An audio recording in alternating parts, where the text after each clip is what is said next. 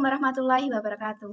Perkenalkan, nama saya Dita Listianti dari Program Studi Bimbingan dan Konseling kelas B dengan NIM akhir 016. Kali ini saya akan membahas salah satu teori kepribadian yang berperan besar dalam psikologi, yaitu teori psikoanalisis oleh Sigmund Freud.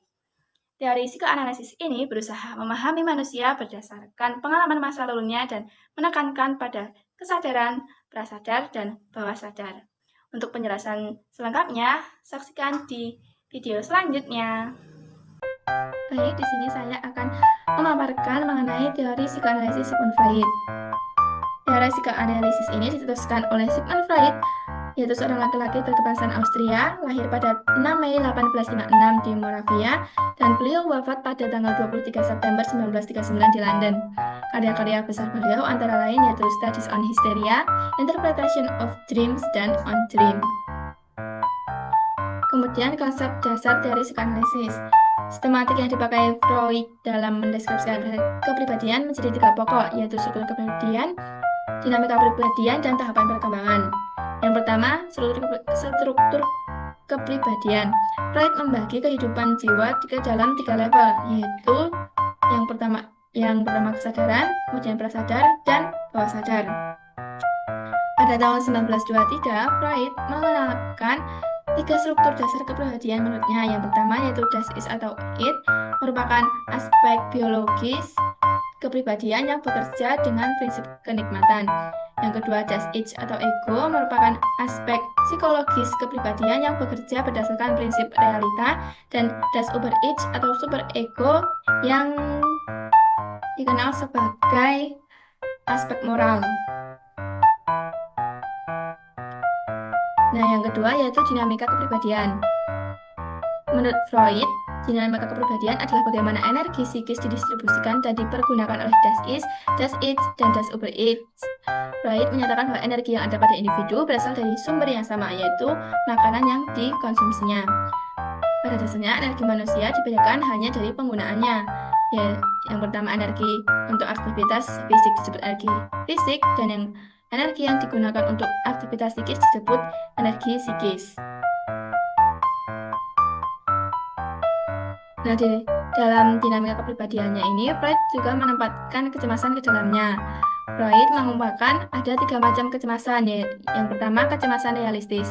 Kecemasan realistis adalah kecemasan akan bahaya-bahaya yang ada di dunia luar. Yang kedua, kecemasan neurotis. Kecemasan neurotis adalah kecemasan yang tidak dapat dikontrol sehingga menyebabkan seseorang melakukan sesuatu yang bisa membuatnya terkena hukuman. Yang ketiga, kemudian kecemasan moral. Kecemasan moral merupakan perasaan berdosa ketika ia berpikir untuk melanggar norma-norma. Dan fungsi kecemasan ini adalah untuk memperingatkan orang akan datangnya bahaya.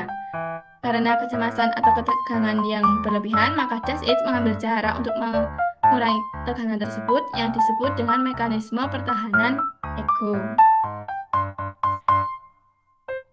Freud mengartikan mekanisme pertahanan ego sebagai strategi yang digunakan individu untuk mencegah kemunculan terbuka dari dorongan-dorongan id maupun untuk menghadapi tekanan superego atas ego dengan tujuan agar kecemasan bisa dikurangi atau diredakan. Macam-macam mekanisme pertahanan diri antara lain yaitu ada represi, proyeksi, pemutihan reaksi, fiksasi, dan regresi. Yang ketiga yaitu tahapan perkembangan atau psikoseksual. Nah, di sini Freud juga mengemukakan mengenai tahapan perkembangan. Yang pertama yaitu ada fase oral yang berlangsung dari bayi dilahirkan sampai usia 1 tahun. Yang kedua, fase anal yang berlangsung pada usia 1 sampai 3 tahun. Yang ketiga, fase falik yang berlangsung pada usia 3 sampai 5 tahun. Yang keempat, fase laten yang berlangsung pada usia 5 sampai 12 tahun. Dan yang terakhir atau yang kelima yaitu fase geminal yang berlangsung pada masa pubertas. Nah, di sini Freud membatasi tahapan perkembangan hanya sampai pada tahap masa pubertas karena menurut Freud perilaku-perilaku ini tuh terbentuk saat masa kanak-kanak.